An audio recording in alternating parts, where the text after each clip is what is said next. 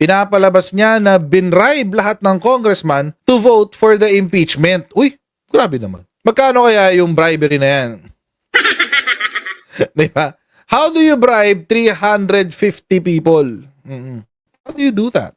Imagine, siyempre, mga congressmen, sabihin natin may bribe talaga naganap. Hindi naman yan papayag sa 1M, 1M lang, di ba? 1 million. Hindi. Kailangan mga nasa range ka ng 20 million pesos.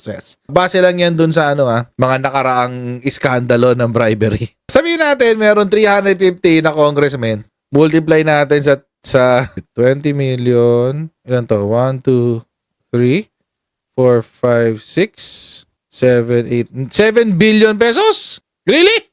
Ang hirap itago niyan sa COA. Sinong Pilipino ang merong 7 billion pesos na kanyang hawak-hawak sa kanyang maleta?